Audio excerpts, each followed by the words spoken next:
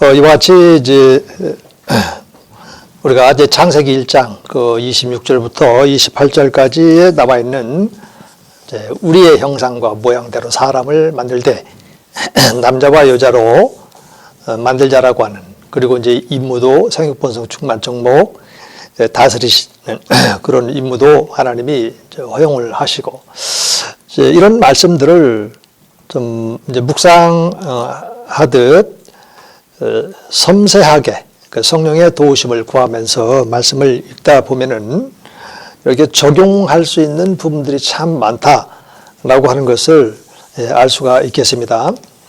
일단 하나님의 형상과 모양 연결하고 있는 전치사가 빼라고 하는 단어인데, 이 빼는 이제 영역 안에서의 삶이다.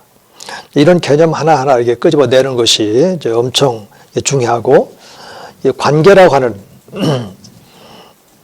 그 영역을 우리가 확보를 했다면 이제 1차적으로 이제 하나님과의 관계가 있을 수 있고, 그리고 또 이웃과의 관계가 있고, 또 하나 더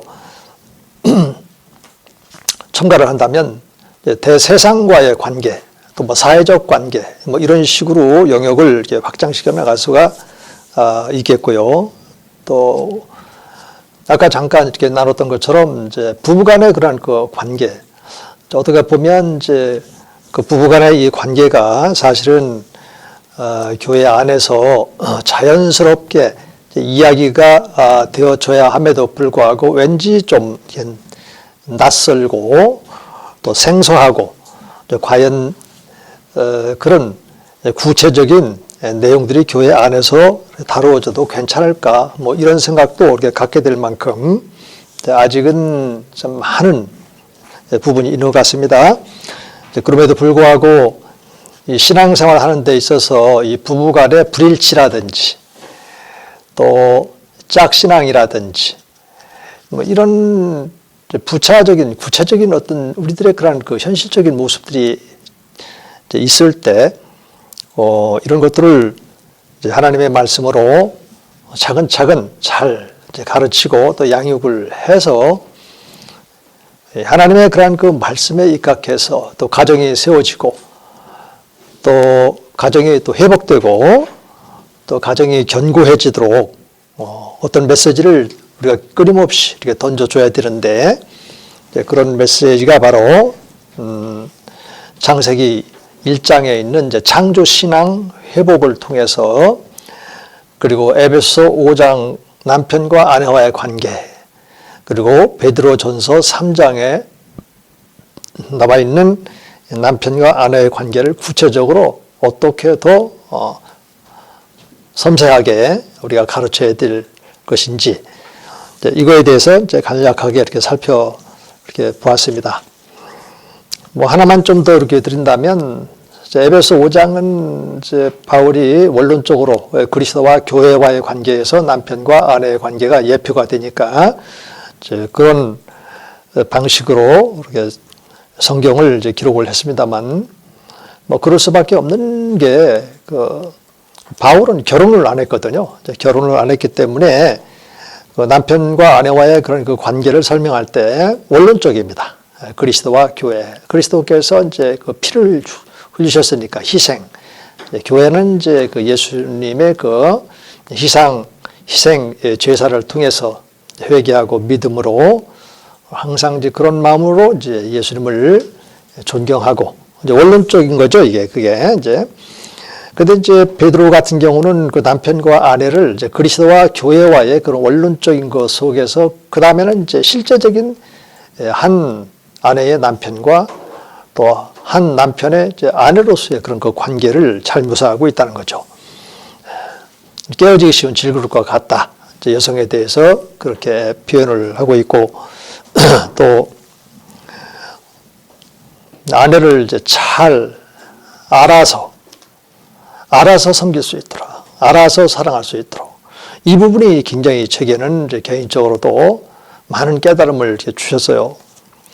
이제 막상 결혼을 했지만은 부부가 서로 이제 알아가야 되는데, 이 알아가는 과정에서 매너가 부족하고 또 경험도 부족하고, 이 표현은 어떻게 해야 되고, 또 성경에도 보면 사랑은 항상 이렇게 표현하도록 되어 있는데 이런 점에서 많이 부족했던 것을 경험을 했고 또 그런 과정 속에서 또 깨지고 또 깨어지는 이런 과정 또 회복하는 이런 과정에서 쉽지만 않았던 그런 기억이 납니다.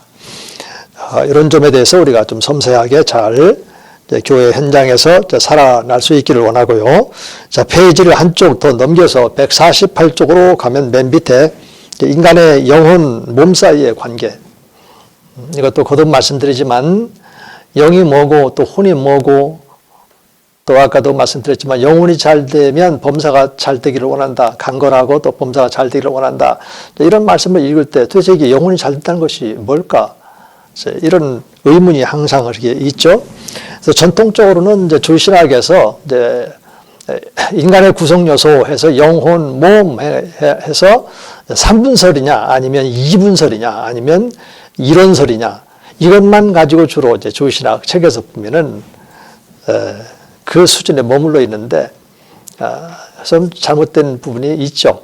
어떤 의미에서 잘못됐냐면 좀 더 이렇게 보완하고 또 성경적으로 이렇게 성경이 뭐라고 말하고 있는지 성경에 충실했냐 그렇지 않았냐 이런 관점에서 볼 때 이제 잘못된 이런 부분도 있다라고 하는 것을 이제 말씀을 드리고 싶습니다. 또 전통적으로 이론설이라고 하는 것은 이제 흔히 이제 자유주의 신학자들이 주로 그렇게 해요. 여기서는 이제 뭐 이분법적인 이런 관점에서 보는 이원설 이런 거를 이제 반대하기 위해서도 또 그렇게 보는데 그게 서로 반대하고 그럴 일이 아니거든요. 사실 이제 우리가 건강한 한 사람으로 볼 때는 과학적으로 볼 때는 멀리스가 표현했는데 이와이 멀리스는 인간은 과학적으로 영, 혼, 몸 이렇게 구성되어 있다. 그렇지만은 이것이 분석해 볼 때는 그렇지만은 우리가 한 인간으로서는 분석만 하면 안 되지 않습니까? 그렇게 구별이 되지만 한 몸이니까 한 인격이니까 이렇게 보면은 사실은 영혼 몸이지만 그것이 별도로 따로따로의 어떤 그 역할이 있듯이 따로따로 이렇게 존재하는 것이 아니라 한 인격 안에 이제 있는 거니까 그냥 이론설주의자들이 말하는 것처럼 그렇게 받아들이면 돼요. 그리고 이제 2분설이냐, 이제 3분설이냐 이런 문제에 있어서는 이제 어떻게 정리를 하면 되냐면 사실은 우리가 한 인간의 그 일생이라는 것은 태어나고 그 다음에 전인으로서 단일체로서 살아가고 그 다음에 언젠가는 죽게 되지 않습니까? 죽게 됐을 때 이제 어떻게 되느냐? 그리고 예수님이 다시 재림했을 때 어떻게 되느냐? 여기까지 이제 구속사적 관점에서 보게 되면 이론설, 이연설, 삼분설 이런 걸 가지고 서로 신학적으로 논쟁하고 싸움만 하다가 전혀 우리에게 이득이 되는 적용의 문제에서 놓쳐버리고 마는 이런 우를 범하지 않을 수 있다라고 하는 것을 이제 제가 말씀을 드리고 그런 점에 대해서는 이제 제가 이제 150쪽으로 넘어가 보면 중간에 반달표 4번 해서 성경적인 인간 구성 요소 이해를 위해 도움이 되는 사실들 해서 KH근 해서 제가 지금 말씀드린 인간의 그런 탄생부터 해서 주님 오실 때까지의 그런 단계가 있는데 그런 단계 안에서 보면 되겠습니다. 그리고 이제 이분설 같은 경우는 이제 창세기로 가면 하나님께서 일단 이제 아담의 육체를 이제 빚어놓고 몸을 이렇게 빚어놓고 그리고 이제 그 코에 생기를 이제 불어넣어줬을 때 그 생기는 어떤 신학자는 그냥 영이다. 영 이렇게 말하는 사람들인데 그런 경우는 주로 이제 영지주의자들에게서 그런 사상들이 농후하게 나타나고 있고 일반적으로는 이제 영이 아니라 영과 혼 영은 이제 스피릿이죠. 그 다음에 혼은 소울이고요. 그래서 하나님께서는 혼을 먼저 또 넣어주고 그 다음에 영을 나중에 넣어주고 이것이 아니라 생기 안에 영과 혼이 함께 이렇게 그러나 이제 구별되는 거죠. 영은 그 다음에 혼은 혼대로 영은 영대로 이렇게 그런 거는 이제 창세기 1장만 봐서는 이제 나오지 않죠. 그래서 이제 구약도 신약에 비추어서 해석을 하게 되면 이제 답이 나오는 것처럼 주로 이제 사도 바울이 증언한 그런 서신서를 통해서 이것이 명확하게 이렇게 구별되어지고 오늘 우리가 충분히 이해할 수 있을 만큼 성경 몇몇 곳에서 증언을 하고 있기 때문에 그런 말씀들을 가지고 기초를 놓는다면 영은 당연히 하나님의 영이죠. 그다음 혼은 또 하나님에게서 나온 이제 생명의 주체죠. 영은 이제 생명의 근원이라고 그렇게 볼 수 있고요. 생명의 또 주체인 혼. 그러니까 생명의 주체인 이 혼이 범죄를 했다라고 하는 말이 이제 에스겔서 18장에 나오거든요. 4절하고 또 20절 보면 이렇게 나오거든요. 그러니까 이제 이 혼이 생명의 주체죠. 이 혼. 그리고 또 아담이 창조됐을 때도 네페쉬 하야라고 돼요. 네페쉬 하야. 이 네페쉬가 바로 혼입니다. 혼적인 인간. 그러니까 항상 영역 안에 있도록 되어 있으니까 영, 곧 하나님 안에서 아담은 생활할 수 있도록 하나님이 이제 그 하나님의 형상대로 지었으니까. 그러니까 인간의 그런 그 혼이라고 하는 것은 항상 그 영과 함께 교제를 나누도록 이렇게. 이런 점에서 우리가 좀 더 구체적으로 딱 이렇게 정리가 되면 성도들에게 눈에 보이지는 않지만은 좀 더 이렇게 풀어서 가르치면은 충분히 이해가 되지 않을까 싶어요. 예를 들어 볼까요? 자, 혼은 생명의 주체니까. 그리고 혼이라고 했을 때 생명의 주체인 우리가 가지고 있는 혼의 기능들이 있지 않겠습니까? 먼저는 영혼을 사모하는 마음을 하나님께 주셨으니까 영에 대한 그런 사모하는 마음이 있고, 그 다음에 이제 정신적인 것, 또 도덕적인 것, 이런 기능이 또 있고, 또 어떤 일의 책임성도 있고, 또 관계를 맺잖아요. 또 이런 사회적 관계라든지 이웃과의 이런 관계. 그리고 또 인간은 도구적이에요. 그래서 창조성도 있고, 이런 모든 것, 그리고 이제 다스릴 수 있는 그런 능력이라든지, 이런 것이 바로 이 생명의 주체인 혼의 기능에 속해 있거든요. 자, 이런 정도만 벌써 성도님들이 알고 있어도 그렇다면 우리가 범죄했을 때는 그 영이 다른 영이니까 이 혼의 기능, 모든 생각의 기능부터 해서 모든 기능이 다른 쪽으로 갈 수밖에 없겠죠. 그렇습니다. 성경은 이제 그 옛사람이라고 하고 전적으로 이제 타락한 죄인의 모습이죠. 그런데 하나님의 영이 우리 안에 믿음으로 지금 오셔서 내주하시고 임재해 계시니까 그런 나의 생명의 주체인 나의 혼이 지금 살아났죠. 하나님에 의해서 영 곧 생명으로 우리가 지금 거듭나게 되어졌죠. 그렇다면 나의 생각의 기능이 하나님의 영과 함께 사귐을 갖는, 교제를 갖는 이런 것들이 요구가 되지 않겠습니까? 그게 바로 이제 로마서 8장 5절부터 시작이 된다고요.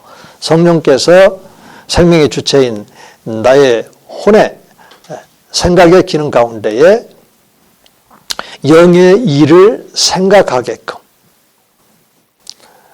여전히 우리 안에 옛사람이 있기 때문에 이걸 죽이지 못하면 성령으로서 몸의 행실을 죽이면 사이라 이런 말씀이 있는데 그렇지 않으면 내 안에서 새 사람이 성장할 수가 없죠.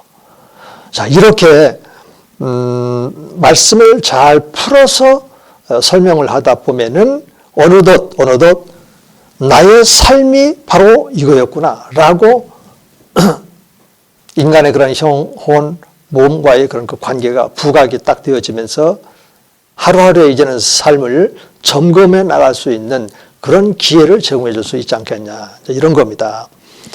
그래서 저는 이런 것을 2분설이냐 3분설이냐 이런 걸 가지고 스티어트에 서로 다투고 싸우고 나하고 생각이 다르구나 뭐 이러면서 그럴 필요 전혀 없어요. 그리고 이제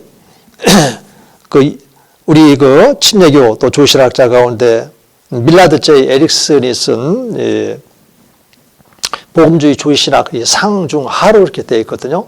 다소 좀 이제 앞에 있는 쪽에서는 좀 철학적인 문제도 있고 해서 좀 어려운 부분도 있는데 전체적으로 볼 때는 참으로 좋은 책입니다.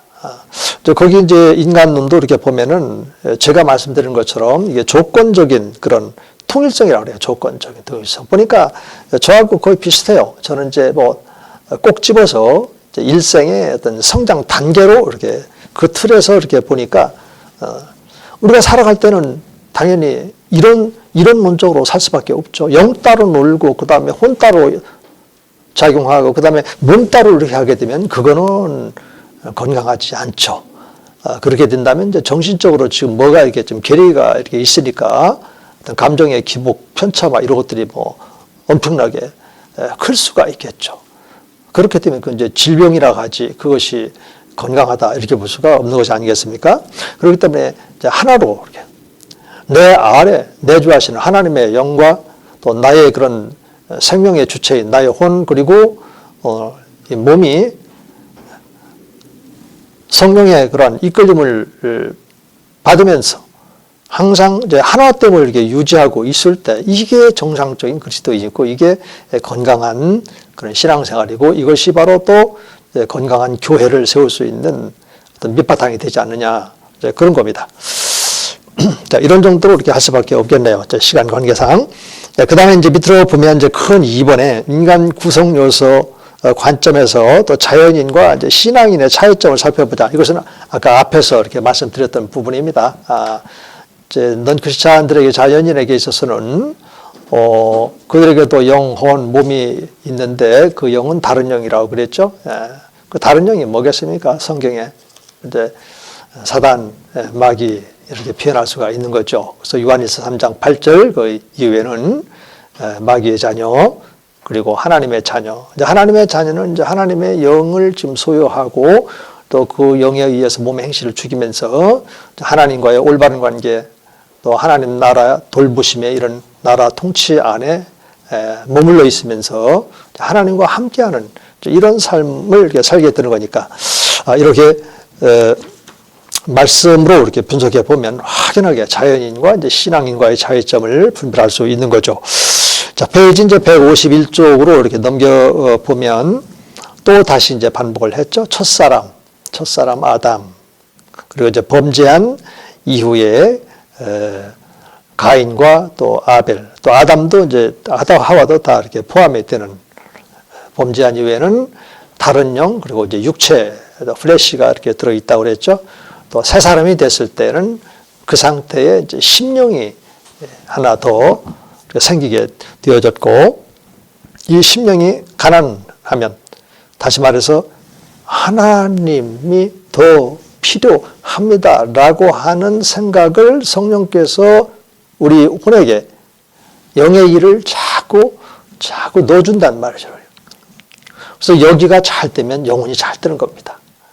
영혼이 잘 된다라고 말했을 때 우리의 심령이 항상 가난해져요. 하나님이 없이는 하루도 살아가기가 참 버겁다. 그죠? 하나님의 말씀을 들으면서 너무너무 행복하고 또 말씀을 들으면서 내가 때로는 깎여지는 그런 경험 속에서 하나님이 나를 어떻게 사랑하는가, 하나님이 나를 어떻게 지금 다루고 계신지, 또 하나님께서 나를 향한 지금 바라는 그 소원이 무엇인지 이런 것들을 이제 알아가면서 거기서 이제 하나님 안에 머물러 있는 하나님의 자녀로서의 안정감을 이제 찾게 되거든요. 육신의 부모와 자녀와의 관계도 좋은 관계 속에 있으면 자녀들도 안정감이 있고 또 부모도 자녀들 향해서 아주 흐뭇하고 즐거움이 있는 이런 것처럼 하나님과의 그런 그 관계. 근데 하나님과 또 육신의 부모와의 차이점은 육신의 부모는 아무래도 자기 관점이 너무나 강하지 않습니까? 또 욕심이 있어요. 근데 우리 하나님은 그런 욕심을 가지고 또 하나님의 어떤 자기만의 어떤 절대자로서의 그런 권위를 가지고 우리를 바라보는 것이 아니고 나보다도 더 나 자신, 내 마음속 깊은 곳까지도 다 아시는 하나님이시니까 거기에 맞게끔 하나님이 눈높이를 낮춰주시고 우리와 곁에서 함께 하시면서 우리를 조금씩 말씀으로 깨달아 알아가는 만큼 하나님과 더 친밀한 관계 속으로 들어가게끔 이런 하나님이시기 때문에 그런 하나님을 일반 성도님들이 느끼고 알 수 있게끔만 해주면 되겠다. 자, 이런 말씀을 드리고 싶고요. 그 다음에 이제 제가 연구한 그런 그 말씀들을 쭉 이렇게 풀어놨기 때문에 마치 이제 책과 같이 이제 다 읽어야 되는 이런 상황인데요. 이거를 다 이제 읽을 수가 없으니까 저쪽 154쪽으로 넘어가서 결론적으로 따라서 이렇게 정리한 부분이 있거든요. 그쪽으로 한번 넘어가 보겠습니다. 자, 교재 154쪽 중간 하반절에 보면 반달표 9번이 있습니다. 9번에.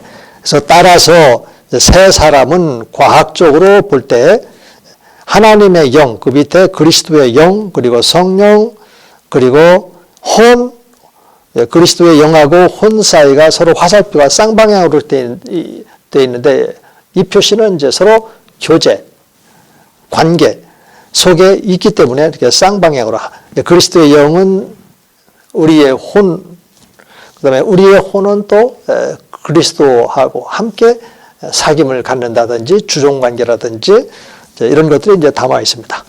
그렇게 이제 주인과 종으로서의 관계를 갖다 보면 어떤 사건들이 있고 그 사건을 통해서 주님이 나를 어떻게 대하는지, 나에 대한 기대가 뭐고, 나를 향한 그분의 마음이 어떤 마음이고, 이런 것들이 이제 나타나게 되니까 그런 현상을 우리가 심령이다. 이렇게. 그래서 심령은 하나가 더 이제 플러스가 돼요. 단순히 그냥 주님과 이렇게 사귐을 가지니까 주님 너무너무 좋다 이런 감정 여기에 머물러 있는 것이 아니라 그런 감정을 통해서 이 통찰력을 갖게 합니다. 그렇기 때문에 이 심령이라 하는 것은 나의 그 혼이 영과의 그런 그 관계 속에서 어떤 직관적인 어떤 통찰력이라든지 이런 의미도 갖고 있고 아까 말씀드린 것처럼 그 하나님과의 관계에서 생겨나게 된 사랑이라든지 감사라든지 또 존귀와 또 영광이라든지 이제 이런 감정들이 내 안에 항상 머물러 있는 이런 상태, 이것을 가리켜서 심령이다 이렇게 표현하고 있다라고 하는 거죠.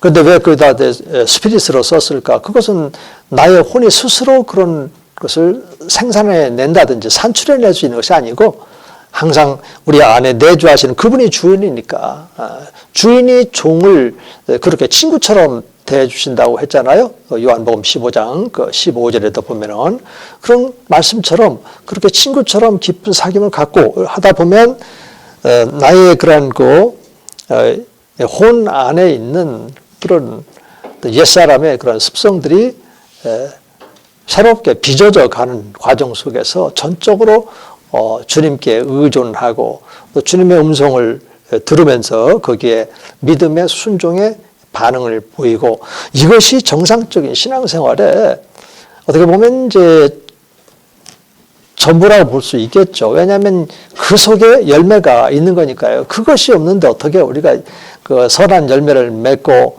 또 포도나무 가지처럼 원가지에서 나오는 진액이 없는데 어떻게 그 예수 열매가 맺어질 수 있겠냐, 이제 이런 것이죠. 그래서 가장 기본적인 이 기본의 문제에 우리가 좀 더 이렇게 충실하는 게 좋겠다.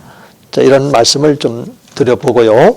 그 다음에 이제 155쪽으로 가면 이제 하나님의 형상 회복한 세 사람의 영적인 구성 요소도 해놨는데 제가 이제 지금까지 이제 설명을 드렸지만은 그냥 말로 이렇게 말해버리면 금방 또 잃어버릴 수 있지 않습니까? 그래서 잃어버리지 않도록 제가 이렇게 도식화해서 만들어 드렸습니다. 도표처럼 만들어 드렸으니까 한번 꼭 좀 이렇게 찾아보시고 또 필요한 말씀들도 이렇게 몇 구절씩 넣어 드렸으니까 여러분들은 뭐 목회하시기 때문에 저보다 더 말씀에 관한 한은 더 능하신 분들이고 해서 더 유익하게 플러스 할 수 있지 않겠나 이런 생각을 가져봅니다. 좀 10분간 쉬었다가 이어서 강의하도록 하겠습니다.